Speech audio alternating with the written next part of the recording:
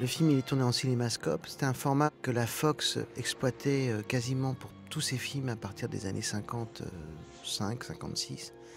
Et c'est un procédé en fait que la Fox a révélé au grand public avec un film qui s'appelait La Tunique. Et c'était un moyen pour le studio de rivaliser avec la télévision en disant aux spectateurs, venez faire une vraie expérience de cinéma avec un écran large, et ça n'a rien à voir avec un écran de télévision.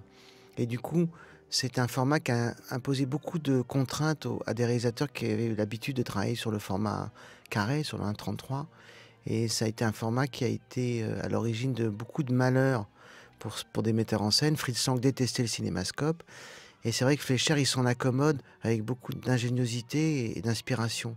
Mais il faut dire que Fleischer, dès les années 51-52, quand il tournait ses petits films en noir et blanc pour la RKO, il utilisait beaucoup de plans séquences. Alors il l'utilisait parce qu'il avait très peu de temps pour tourner ses films et que c'était un moyen aussi de compresser les plans de travail, de lier des scènes entre elles en gagnant du temps.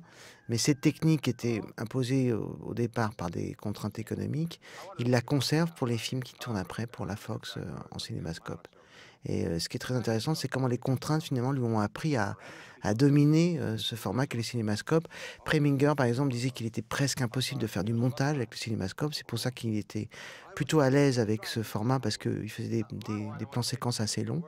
Et bien Fleischer aussi, par exemple dans cette scène de nuit dans la chambre, quand on observe bien la scène, elle commence avec un panoramique sur la droite du cadre, puis elle recadre Lee Marvin et l'autre personnage qui est dans le lit.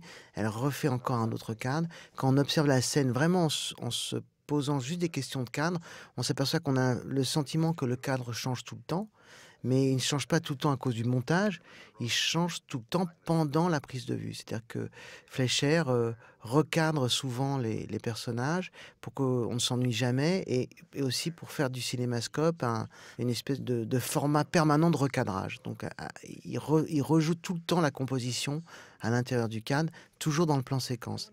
Et donc c'est très élégant, c'est très fluide. On n'a aucun sentiment heurté. Je pense même à ce plan vers la fin du film où la caméra raccorde comme ça quasiment, raccorde mais sans raccorder, c'est qu'elle monte et qu'elle cadre sur une espèce de petite terrasse, de petit balcon, un des gangsters qui est sur le point d'organiser le hold-up. C'est vraiment, il y a un art comme ça de la fluidité chez Fleischer